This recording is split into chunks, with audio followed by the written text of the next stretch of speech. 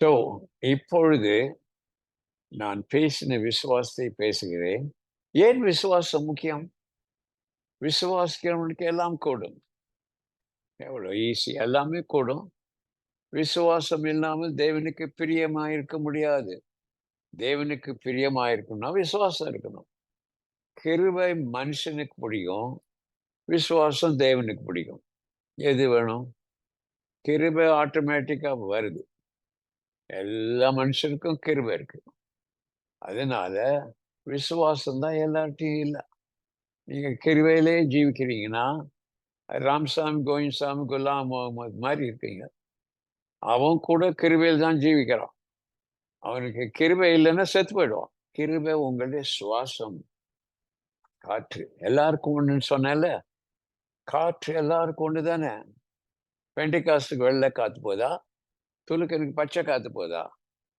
இந்துக்கு ஆரஞ்சாவோ? எல்லாருக்கும் ஒரே காத்து தானே. கிருபை எல்லாருக்கும் ஒண்ணு. அது சுவாசிக்கும் காற்று போல ரொம்ப பெருசு, அளக்கவே முடியாது. ஆனா மூச்சு விட்டுட்டே இருந்தா சாப்பிட வேணாம். மூச்சு விட்டுட்டு 40 நாள் இருக்கலாம். அப்புறம் சாப்பிடணும்யா. சாப்பிடுறது தான் வாய் தான் விசுவாசம். கை தான் கிரியை. கிரியை இல்லாத விசுவாசம் செத்தது. கை இல்லா வாய்க்கு சாப்பாடு போவாது. இத விளங்கிக்கங்க. அப்ப உங்களுடைய பொசிஷன் எந்த நிலையில இருக்கும், எதுல வளரணும் அப்படின்னு தெரியும். கிருபை ரொம்ப முக்கியம். கிருபை வீடு. விசுவாசம் கீ. இது இல்லாம வீட்டுக்குள்ள போ முடியாது. வீடு தான் முக்கியம். அதுக்குள்ள போறதுக்கு இது வேணும். ரோமர் 5:2 இந்த சிலாக்கியத்தை, கிருபையில் பிரவேசிக்கும் சிலாக்கியத்தை விசுவாசத்தின் மூலம் பெற்றுக்கொண்டிருக்கிறோம். கிருபைக்கு போறது கூட விசுவாசத்தின் மூலம் தான் போ முடியும். வீட்டுக்குள்ள வர்றதுக்கு கீழ தான் போ முடியும். விளங்குதா? கிருபை மிக முக்கியம். விசுவாசம் அதுக்கு உள்ள கொண்டு போகுது. கிருபையை அனுபவிக்க வைக்கிறது விசுவாசம். ஓகே. ஸோ நான் பேசினேன். பிதாதான் கிருபை, இயேசுதான் விசுவாசம், பரிசுத்த ஆவி தான் கிரியை. பரிசுத்த ஆவி வர்றதுக்கு முன்னால விசுவாசமாகிய இயேசு ஒண்ணுமே செய்யல. பரிசுத்த ஆவி வந்தவொடனே தான் எல்லாம் மிரக்கிள் ஹீலிங். தெரியுதா? பிதா கிருபை, குமாரன் விசுவாசம். ஏன் விசுவாசம் பேசுறேன்? குமாரனை பேசுறேன்பா, இயேசுவ. அதான் விசுவாசம். ஒருத்தர் என் சர்ச்சுக்கு வந்தாரு. நான் இல்லாதப்ப ஊருக்கு போயிருந்தப்ப, எல்லாம் ஃபெய்த்ன்றார் உங்க பாஸ்டர். ஃபெய்த்தை தவிர வேற சப்ஜெக்ட் இல்லையா? இல்ல. இயேசு தவிர வேற சப்ஜெக்ட் இல்லப்பா. பாவம் அவங்களுக்கெல்லாம் தெரியாம ஏதோ கத்துறாங்க, போயிட்டு போறாங்க. விசுவாசம்னா ஒரு கல்ட்டுன்னு நினைச்சுக்கிட்டாங்க. அது ஒரு கூட்டம். இது ஃபெய்த் கூட்டம். ஃபெய்த்து தான்ப்பா இயேசு, இயேசு கூட்டம். பரவாயில்ல. ஃபெய்த்ன்றது இயேசு கூட்டம். கிருபைன்றது பிதா கூட்டம். கிருபைங்கன்னா நீங்க இன்னும் புதிய ஏற்பாட்டிலே வரலையே. புதிய ஏற்பாட்டு விசுவாசம். கலாத்தியர் 3:23 விசுவாசம் வருவதற்கு முன்னாக நாம் இனி வெளிப்பட போகிற விசுவாசத்திற்காக நியாயப்பிரமாணத்தினால் கட்டப்பட்டிருக்கிறோம். என்ன கிளீனா இருக்கு.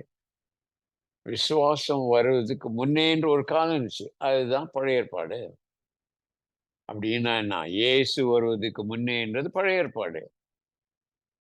இப்பொழுதோ விசுவாசம் வந்தது. நாம் வாத்தியாயர், ஸ்கூல் மாஸ்டர் ஆகிய நியாயப்பிரமாணத்தை விட்டு வெளியே வந்துட்டோம். ஏன்னா விசுவாசம் வந்த பின்புனா நீ காலேஜ் டிகிரி வாங்கினதுக்கு அப்புறம் இன்னும் கிளாஸ்ல உட்காந்துருப்ப. இந்த கிளாஸ் ஒன்ன டிகிரி வாங்குறதுக்கு கொண்டு போகுது நியாயப்பிரமாணம். டிகிரி வாங்கினோன்னு கிளாஸ் விட்டு வெளியே வரணும். இன்னும் பழைய ஏற்பாட்டிலேயே ஜீவிக்கிற ஊழியக்காரங்க இருக்காங்க. இன்னும் பழைய ஏற்பாட்டிலேயே ஜீவிக்கிற விசுவாசிங்க இருக்காங்க. ஆசியால 95% பழைய ஏற்பாட்டில் தான் இருக்காங்க. 95% கிருபை தானே பிரசங்கம் பண்றாங்க. விசுவாசம்னாலே அவங்களுக்கு ஒரு மாதிரி மறைச்சு பார்க்குறாங்களே. ஏய்யா விசுவாசம் தான் இயேசு. விசுவாசம் இல்லாமல் தேவனுக்கு பிரியமா இருக்கக்கூடாது. ரோமர் 14:23 விசுவாசனால வராது யாவும் பாவம். ஐயோ! பாவம் செய்யாதீங்கப்பா. விசுவாசத்துல எல்லாத்தையும் பெற்றுக்கொள்ளுங்க. கிருபையில போனா அது கூட பாவம் போல் இருக்க. ஏன்? வேலை செய்யாம சும்மா சாப்பிடுறது தப்பு தானே? காசு கொடுக்காம வனாந்தரத்துல மன்னா சாப்பிடுறது தப்பு தானே? விசுவாசம் இல்லாமல் தேவனுக்கு பிடிக்காது. அப்படின்னா நீ வேலை செய்யாம தேவனுக்கு பிடிக்காது. விசுவாசம் தான் கிரியை இருக்கு, வேலை இருக்க. விசுவாசனால பெற்றுக்கொள்ளாதது யாவுமே பாவம். ஜாக்கிரதை. அதனால விசுவாசம்னா என்னன்னு கற்றுக்கொள்ளுங்க. விசுவாசிக்கிறவனுக்கு எல்லாம் கொடும். விசுவாசிக்கிறவன் பதறான். விசுவாசமே உலகத்தை ஜெயிக்கும்.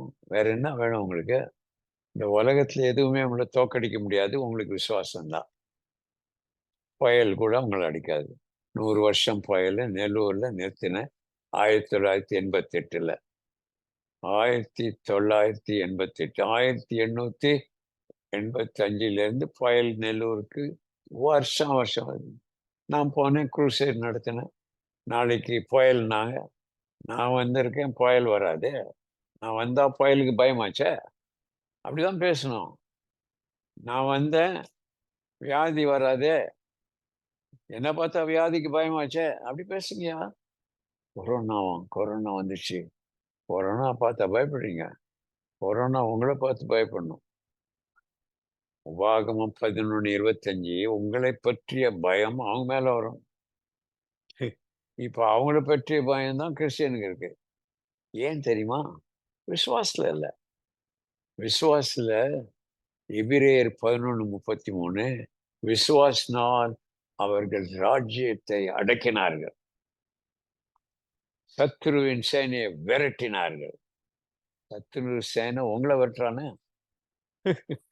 வேற ராஜ்யம் ஆண்டுகிட்டு உங்களை அமுக்குறானே. ஏன்? கிருபைன்னா சின்ன பிள்ளைங்க. கிருபையில வாழ்றவங்க எல்லாம் சின்ன பிள்ளைங்க. கிருபை பிரசங்கம் பண்ற பாஸ்டர் எல்லாம் சின்ன பையன். தேவனுடைய விசுவாசத்தை பேசணும். தேவனுடைய விசுவாசம்னா அப்பா போல இருக்கிற வளர்ந்த பையன் அர்த்தம். வளர்ந்தவன் ஒருத்தர் 30 வயசு அப்பா மாதிரி வேலைக்கு போக மாட்டான். இன்னும் அம்மா அப்பா ஃப்ரீயா சாப்பிட்டுட்டா இருப்பான். விளங்கி கொள்ளுங்கப்பா, விளங்கி கொள்ளுங்க. புதிய ஏற்பாட்டுக்கு வாங்க. ஓகே, இந்த புதிய ஏற்பாட்டை முடிய போகுது. இன்னும் 2-3 வருஷம்தான். ஏசு வரப்போறாரு. என்னமோ நினைச்சிட்டு இருக்கேன், இப்படியே காலம் தள்ளலாம். காலம் தள்ளினாலும் ஏசு சீக்கிரம் வராது. ஜவனிய இன்றையிலிருந்து விசுவாச போதனைகள் கேளுங்க. இந்த கிங்டம் டிவியை பாருங்கப்பா. Kingdom, this is the word of the kingdom. Matthew 13 படிக்கவா? When they hear the word of the kingdom. Matthew 13 chapter verse 19 பார்த்தாங்க. ராஜ்யத்தின் வசனம். ராஜ்யத்தின் வசனம்னா ராஜ்யத்துக்கு பின்னால ஒரு ராஜா இருக்காரு. கிங்டம் டிவினா ராஜாவுடைய டிவிப்பா. கிங்குடைய டிவி. கிங் டொமினியன் தான் கிங்டம். ராஜாவின் ஆளுகை தான் கிங்டம். இந்த கிங்டம் டிவியில என்னை விடாம பாருங்க. நீங்க எங்கேயோ போயிடுவீங்க, திரும்பியே வரமாட்டீங்க. ஆல்ரைட், நீங்க மேகத்துக்கு மேல தாண்டிடுவீங்க, கிளவுட் மேல நடப்பீங்க. ஆகையால் உங்களுக்கு இருளான நாளே கிடையாது. ஏன்னா மேகத்துக்கு மேல இருக்கீங்க, நிழலே வராது. விசுவாச போதனைகள் தான் உங்களை உலகத்தை ஜெயிக்க வைக்கும். எல்லாம் சொல்றாங்க, ஏசு சொல்லிட்டாரு இந்த உலகத்துல ஒருத்தர் முழு வசனம் என் சொல்ல மாட்டேற. 90% ப்ரீச்சரே உள்மசம் சொல்ல மாட்டாங்க. ஃபெய்த் ப்ரீச்சரே ஒருத்தர், அவர் பேரு ஜேல ஆரம்பிக்குது, எஸ்ல முடியுது, பேர் சொல்ல மாட்டேன். இந்த ஜேஎஸ், oh Jesus said we have tribulation. முழு வசனமே சொல்ல மாட்டாங்களே. முழு வசனம் என்ன தெரியுமா? நீங்க பாஸ்டர்களை கேளுங்க. இந்த உலகத்தை துன்பம் உண்டுன்னு ஏசு சொன்னாரா? ஆமா, இந்த உலகத்தில் உபத்திரம் உண்டுன்னு சொல்லியிருக்காரு. எப்படி ஆரம்பிக்க தெரியுமா? என்னிடத்தில் சமாதானம் உண்டாகும்படி இவைகளை சொன்னேன். இந்த உலகத்தில் உபத்திரம் உண்டு. முதல்ல என்னவா? 2 அட்ரஸ். ஒரு அட்ரஸ் எனக்குள்ள, இன்னொரு அட்ரஸ் உலகத்துக்குள்ள. எனக்குள்ள இருந்தீங்கன்னா எல்லாம் கண்ட்ரோல், சமாதானம். உலகத்துக்குள்ள இருந்தா எல்லாம் தொந்தரவு தான். ஆயினும் திடன் கொள்ளுங்க, உலகத்தை ஜெயிச்சுட்டு மறுபடியும் என்கிட்ட வந்துருங்கன்றார். வழங்குதா? உலகத்துல உலகத்தின் பிரபு தேவனாகிய இந்த உலகத்தின் தேவன் சாத்தான்னு சொல்லிட்டு நம்ம கண்களை கூட உலகத்து தேவன் இல்ல, அவன்லாம் கால்கள் இருக்கான். வாலிபனே, பொல்லாங்கனை ஜெயித்தீர்கள். நசுக்கிட்டோம். 3 செய்யணும். பிசாச எதிர்த்து நிக்கணும், விரட்டணும், அவன் மேல நடக்கணும். இதான் வேலை. பிசாசுக்கு எதிர்த்து நெல்லுங்கள், பிசாசை விரட்டுங்கள், பிசாசு மேல சர்பத்தின் மேல நடங்க. அவனுக்காக பயந்துக்கிட்டு தொந்தரவு பண்ணிட்டு இருக்காதீங்க. ஓகே. ஆகையால் இன்று முதல் நீங்கள் யாருன்னு தெரிஞ்சு கொள்ளுங்கள். நீங்கள் தேவனுடைய பிள்ளையா இருந்தால் நீங்கள் தேவனை போல் இருக்கீங்க. சிங்கத்தின் குட்டி எலி மாதிரியா இருக்கும்? சிங்கம் மாதிரி இருக்காது. சிங்கத்தின் குட்டிவா, சிங்கத்தின் குணம் உனக்கு இருக்கும். ஆகையால் தேக்கு மரத்துல இருந்து வெட்டி டேபிள் போட்டா பிச்சுக்குமா? தேக்கு மரத்து பலம் டேபிள்ல இருக்குது. இந்த மாதிரி யோசிக்காம ஏதோ பொழைச்சிட்டு போறோம், ஆண்டவர் கொடுக்குறது சாப்பிட்டுட்டு போறோம், அப்படி இருக்காதீங்க. இது கிருபைன்றது இலவசமான கொடுக்குற டொனேஷன். டொனேஷன்ல எவ்வளவு நாள் ஜீவிக்கலாம்பா? எப்படி இருக்கீங்க பாஸ்டர்? கிருபையில என்னய்யா இன்னும் டொனேஷன்ல போகுது வண்டி? நீங்களே சம்பாரிங்க. விதைச்சி அறுக்கிறது கானான். அதுதான் விசுவாசம். சும்மா வாய் திறந்து சாப்பிடுறது வனாந்தரம். தேவன் கர்த்தர் எனக்காக யாவையும் செய்து, அது வனாந்தர ஜீவியம். கர்த்தர் எனக்காக யாவும் செய்து முடிப்பார் அப்படின்ட்டு திங்கட்கிழமை வேலைக்கு போனீங்கன்னா அப்பா வச்சு பெல்ட் எடுத்து வருவார். டேய் போடா, கர்த்தர் வேலை கொடுப்பாரு ஒழிய அவர் வேலை செய்ய மாட்டார். வேலை கொடுத்தாருல, போய் செய் வேலை. அவர் எனக்காக யாவும் செய்யும். அப்படியே நீ ஒரு வாரம் படுத்தீங்கன்னா வயிறு கிள்ளும். கர்த்தர் எனக்காக சாப்பாடு கூட வாயில போடுவாரு. இந்த நிலைமையில இருக்காங்க கிருவைஞன். பரிதாபம், பரிதாபம். கிருபை முக்கியம், பத்தாது. அதான் சொல்றேன். ஃபவுண்டேஷன் முக்கியம், பத்தாது. உங்களுக்கு கம்மு முக்கியம், பத்தாது. பல்லு வேணும். விசுவாசம் இல்லாதவங்களாம் பல்ல ஆடி போனவங்க. பல்லே இல்லாம இருந்தா 2 வயசு புள்ள. வெறும் கம்மு மாத்திரம் இருந்தா 2 வயசு புள்ள. அது எப்பவுமே அழுவும்ல. அந்த மாதிரி இருக்காது. வளருங்கள், புருஷராகுங்கள். ஆமென். இந்த நேம் ஆஃப் ஜீசஸ். உங்களுக்கு ஜெபம் பண்ண போறேன். நீங்க பாருங்க கிங்டம் டிவில ஜான் பால் போடுங்க, சப்ஸ்கிரைப் பண்ணுங்க. தொடர்ந்து வந்துட்டு இருக்கோம். உங்களுக்கு தெரியும். மெம்பர் ஆகுங்க. ஓகே. கிங்டம் டிவி பற்ற மற்றவங்களுக்கு சொல்லுங்க. அவங்களும் விசுவாசத்துல வரணும். விசுவாசத்தின் சந்ததி தான் வருகையில போகும். அது அப்புறம் சொல்றேன். உங்களுக்கு ஜெபம் பண்ண போறேன். ரெடியா இருக்கீங்களா?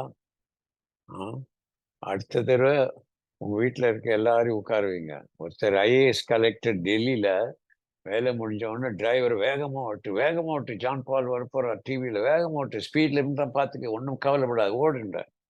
அப்படி வந்து உட்காருறீங்களா கிங்டம் டிவிக்கு? ஆண்டவரே, இந்த அருமையான ஜனங்கள் பார்க்கிற கண்கள் ஆசீர்வதிக்கப்பட்டது, கேட்கிற செவிகள் ஆசீர்வதிக்கப்பட்டது, வாழ்க்கையை மாறப்போகுது. ஒரு காரியம் உங்களை சோர்வுக்குள் கொண்டாது, ஒரு காரியம் உங்களை கீழ்ப்படுத்தாது. நீங்கள் எல்லாவற்றையும் கீழ்ப்படுத்தி உயர பறந்து போக இயேசுவின் நாமத்தில் ஆசீர்வதிக்கிறேன் பிதாவே. ஆமென்.